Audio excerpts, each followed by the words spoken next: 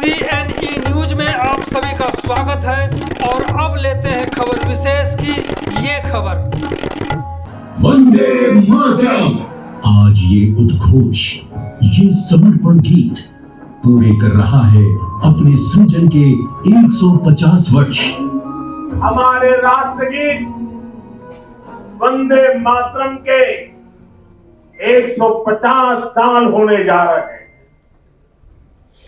1905 में जब अंग्रेजों ने बंगाल का विभाजन किया, उसके प्रतिरोध में वंदे मातरम हर देशवासी का स्वर बन गया।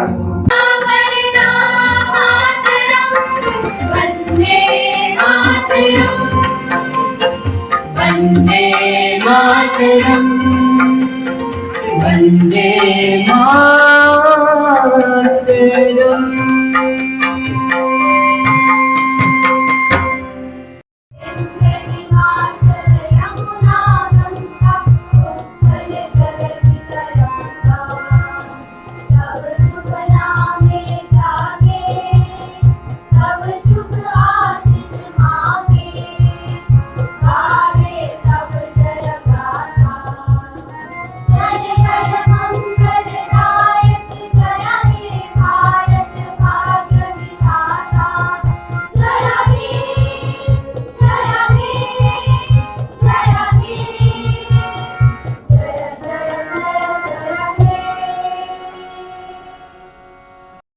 क्या राष्ट्रीय गीत को आज 150 वर्ष हो रहा है और राष्ट्रीय गीत पंकज चट्टोपाध्याय ने जब बनाया था तो ये भारत की आज़ादी का मंत्र बन गया था और इसी आंदोलन, इसी मंत्र को लेकर के देश के लाखों लोग कुर्बान हुए थे देश की आज़ादी के लिए।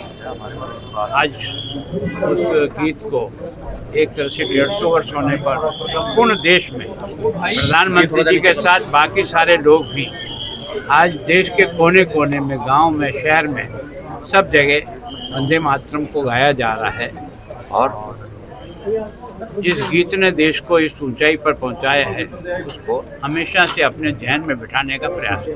सर, पंजाब के जो डीजीपी थे मुस्तफा जी, उनके खिलाफ भी FIR दर्ज कर ली CBI ने। सर, वीर सावरकर जी का भी आपने जिक्र किया है कि उनका। Thank you ma'am. सारे आंदोलनों का मुख्य नारे के रूप में अगर कोई सुनाई देती थी तो वो वंदे मातरम। हर संघर्ष का मुकाबला होता था सत्याग्रह का, वंदे मातरम। गोलियों का मुकाबला होता था, गोली से नहीं, वंदे मातरम के नारे से होता था। इस आजादी के जंग को जिस स्वरूप में बनाना चाहिए अभी तक नहीं बना पाए। सामान्यतः मैं सोचता हूं कि कोई व्यक्ति, चाहे वो स्कूल में पढ़ता था या कॉलेज में पढ़ता था, उसने वंदे मातरम के इस आंदोलन में अपने आप को शरीक कर लिया और उसके कारण से अंग्रेजों को लगा कि ये केवल नारा नहीं है, ये एक तरह से देश की स्वाधीनता का एक ऐसा आंदोलन प्रारंभ हो गया है कि इसके पीछे सारा देश खड़ा हो गया, सारा जनबल खड़ा हो गया और इसलिए उन्होंने उस पर प्रतिबंध लगा दिया। और आप जानते हैं जब प्रतिबंध लगता है तो आंदोलन और उग्र और तेज हो जाता है। प्रतिबंध लगने के बाद आंदोलन और तेज हो गया। आपने देखा कि फांसी पे लटकने वालों ने भी अंतिम नारा अगर कोई लगाया तो वंदे मातरम लगाया। लोगों ने गोलियां भी खाई तो उनका संघर्ष भी वंदे मातरम से हुआ। तो वास्तव में इस वंदे मातरम के एक एक शब्द में जो मां के स्वरूप का और देश के स्वरूप का वर्णन किया है, सुजलाम सुफलाम तो अपन गाते ही हैं, पर 2 स्टेंजे के बाद बंद कर दिया। तुम्ही दुर्गा, तुम्ही शस्त्र पहनी, धरणी भरणी, मतलब एक एक शब्द जो है ना वो हमारे तारों को हिला देती है। तो वास्तव में एक आंदोलन का जो सशक्त माध्यम बना वो ये गीत बना। और आपने सोचा कि इस देश की आजादी में भले हमने अहिंसा के आधार पर आजादी ली, लेकिन कितने लोगों ने अपनी कुर्बानी दी इसकी संख्या को कोई गिन नहीं सकता। ये आंदोलन ऐसा आंदोलन था जहां केवल पुरुष ने ही भाग नहीं लिया, तो महिलाओं ने भी बढ़ चढ़ करके इस आंदोलन को जिस स्वरूप में लेकर के खड़ा किया, वो वास्तव में लगा कि देश बहुत तेजी से आंदोलनरत हो रहा है ना। देश के लोगों ने, मैं सोचता हूँ ये जलियांवाला बाग हुआ था, जलियांवाला बाग की घटना को एक तरह से उस समय सारे देश को झकझोर दिया। इसके पहले हमारे यहाँ मानगढ़ धाम पर, हमारा एरिया आदिवासी एरिया है, और आदिवासी एरिया में गोविंद गुरु ने भक्ति और गुणी के आधार पर देश की आजादी के जंग को आगे बढ़ाया, गुणी आंदोलन के रूप में खड़ा किया।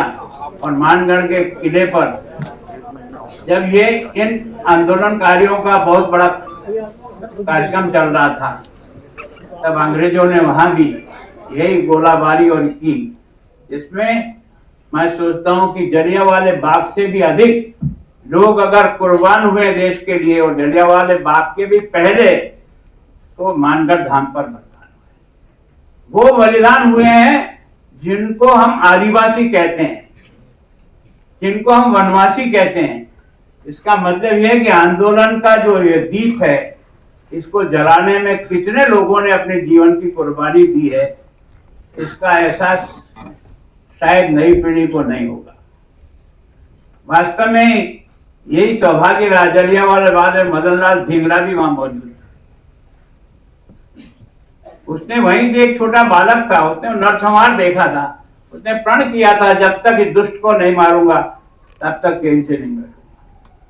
सामान्य परिवार का व्यक्ति था, लेकिन पढ़ने के नाते वहां गया, कई दिन तक इंतजार करता रहा, और मौका मिलते ही उसको मारने के बाद ही उसने फांसी को वर्ण किया। मैं सोचता हूँ इस प्रकार का जो मनोबल बनता है ना, वो देश के प्रति आपका आत्मीय भाव जब पैदा होता है ना, तब बनता है। जमीन का टुकड़ा मारने से कभी आत्मीयता नहीं बनती है। ये जो हिंदुस्तान में इतने लोगों ने उत्सर्ग किया ना, और हंसते हंसते किया, उसके पीछे कोई कारण था।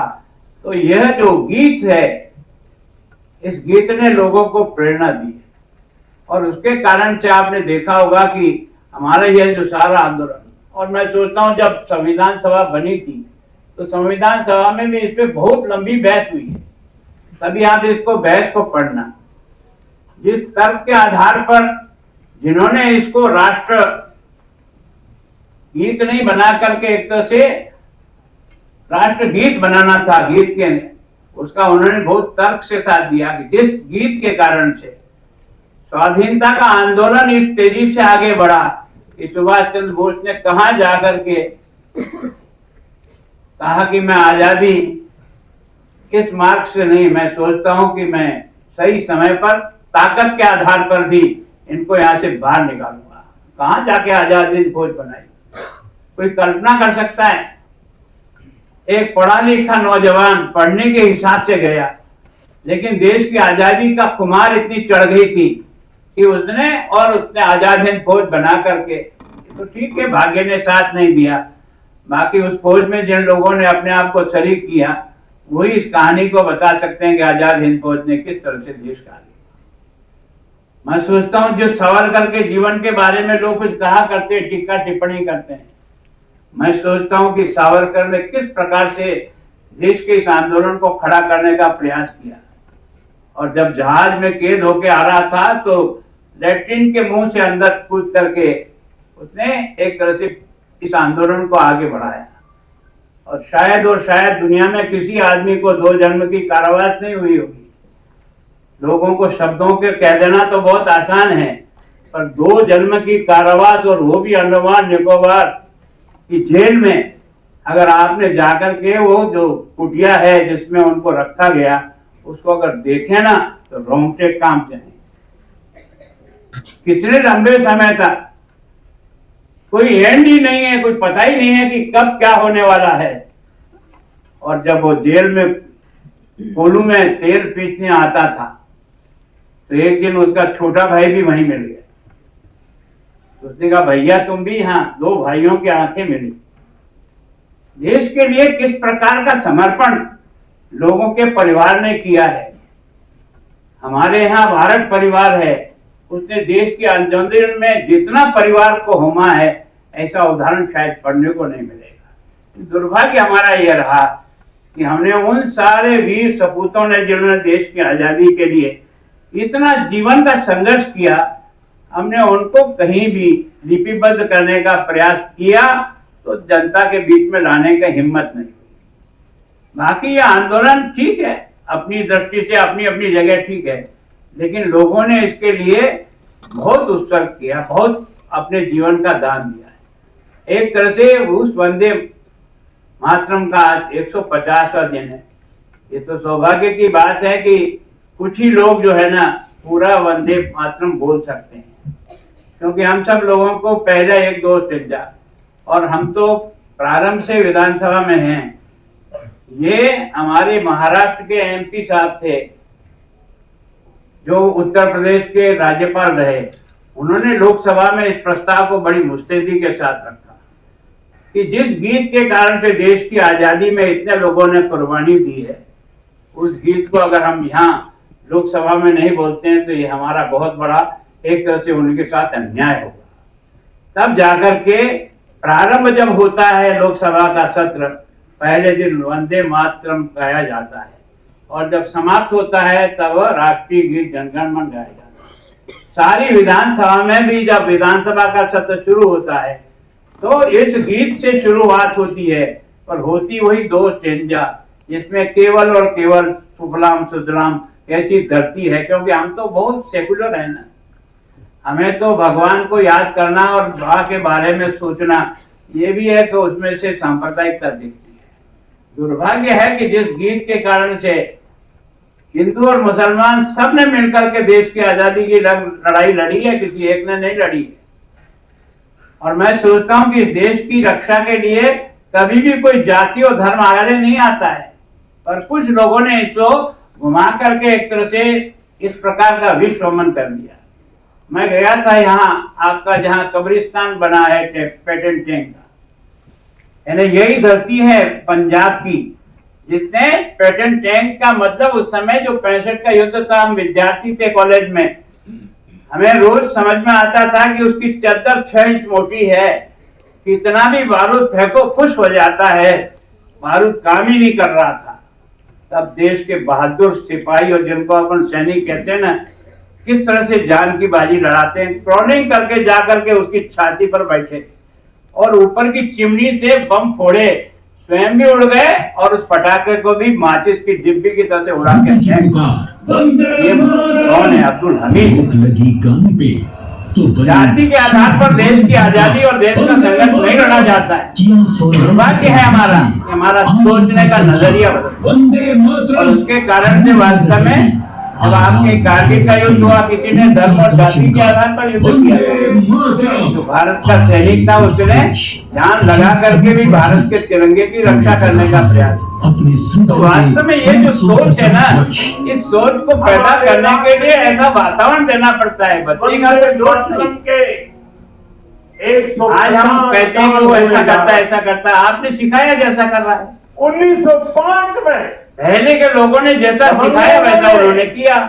बंगाल का विभाजन जो वातावरण है, ये बहुत कुछ मनुष्य को जो है वो बनाने का काम करता है। वंदे मातरम। अब मैं सोचता हूँ कि इस गीत के बारे में स्वर बन गया, संभव हो सकता हो, प्रधानमंत्री श्री नरेंद्र आता हो, मोदी के आह्वान नहीं हो तो रिकॉर्डिंग करके भी लाना। इस गीत के अमर योगदान का कारण क्या है कि इस गीत को आप अपने मन से गाओ ना, तो आपके अंदर से फड़कने लग जाएगा शरीर, लगेगा यार वास्तव में क्या भारत का साक्षात माँ का स्वरूप क्या होता है और माँ के गुण क्या होते हैं, ये उन्होंने अगला कार्यक्रम प्रधानमंत्री का जो होने वाला है।